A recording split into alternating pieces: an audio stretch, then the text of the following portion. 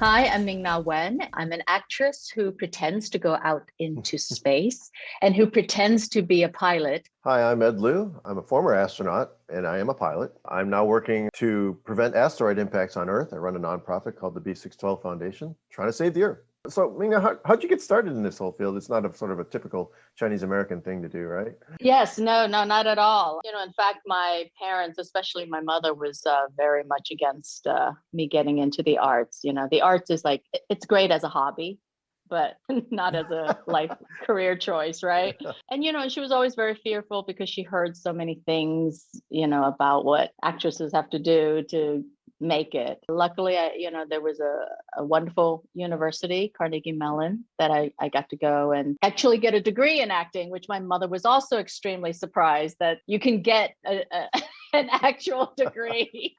She's like, oh, American school is so easy. Oh, yeah. What? Not medicine?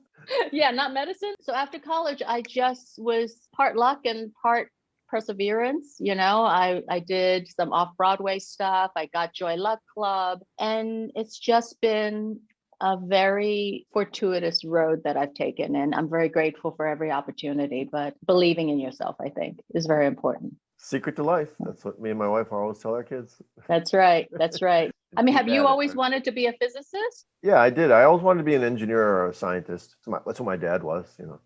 But I also Yeah. loved airplanes as a kid. Used to build model airplanes and things like that. And then decided when I got to be in college that I was like, well, I'm going to take all this money that I was earning from my summer jobs and I'm going to spend it on flying lessons. So I learned to be a pilot. Wow. At what age?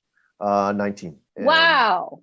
I was working as a scientist and a wrestling coach. And Uh-huh. on the side, I got my commercial rating and I was flying a little biplane, air show type things with a little, like a show plane. Then a friend of mine said to me, hey, you can apply to NASA to be an astronaut. I'm like, oh, really?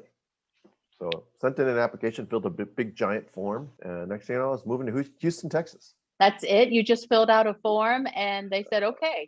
Well, Or the interview process is a little more involved than that. They go through those and then they have you take a physical. And then they invite 120 people down for a week-long interview, all day, every day for a week. And then if you pass that, then they start calling up everyone you've ever worked with, your neighbors, your friends, they start calling people. And then after that, they make their selection. It gets weeded down from, tens of thousands to 10 to 20-ish. and it isn't like you immediately like you go, okay, I want to be an astronaut, and they put you into that program. Is there like a certain way that you become chosen? They selected a whole bunch of us. NASA selects a group roughly every 2 years, maybe 3 years. They call them classes. So I was class 15 in 1995, and they all brought us newbies in, mostly military jet pilots and scientists or combinations thereof. It's like going to astronaut school. So, you're learning So how to cool. operate this, how to operate that, how to fly this, how to fly that, all those things. And at the Yeah. end of 1 year, you have your graduation, and that makes you eligible to be assigned to a flight. That doesn't put you on a flight. As flight opportunities come up, they'll pick from their core of astronauts, who do we want to fly? What group do we want to fly on this particular mission or that particular mission? And you wait your turn.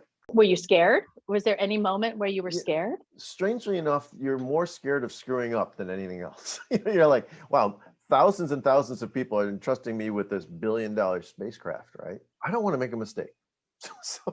Well, yeah. Astronauts' greatest fear is like, don't screw this up, please, whatever. Yeah, because you don't get to take two. You don't get to take two like I do. Generally not. Yeah, they can't say, Yeah. let's roll that back.